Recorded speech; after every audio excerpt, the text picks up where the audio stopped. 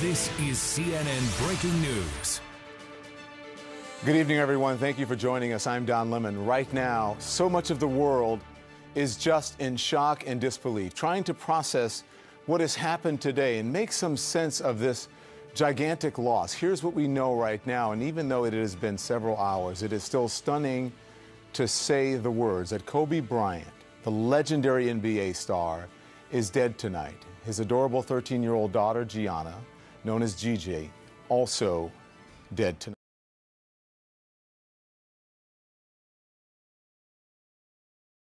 tonight. 7 other people, a baseball coach, a pilot, all dead. The helicopter they were traveling in crashed outside of Los Angeles. No word yet on why it crashed, but it went down and it caught fire on a hillside in Calabasas, California, about 30 miles outside of Los Angeles. Everyone on board was on their way to Thousand Oaks, California. They were on their way to a youth basketball game at the Mamba Sports Academy. That is a training center opened by Kobe Bryant for young athletes. It opened just a year ago.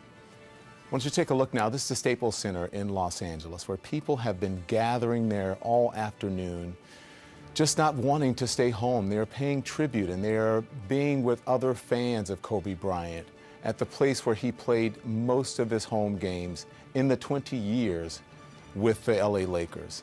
I'm going to take you there live in just a minute. We have so much to report to you about this tragic story.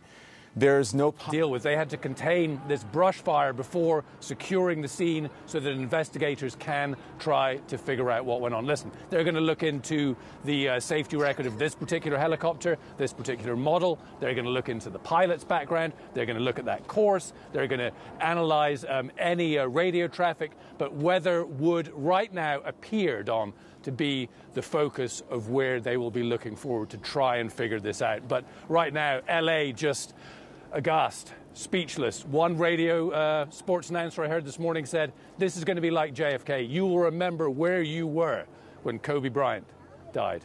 Don?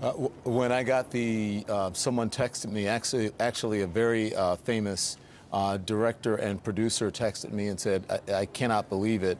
Got the first indication from TMZ and said, Don, please tell me, because TMZ is reporting it, does that absolutely mean it's true? And I said, I hadn't heard about it.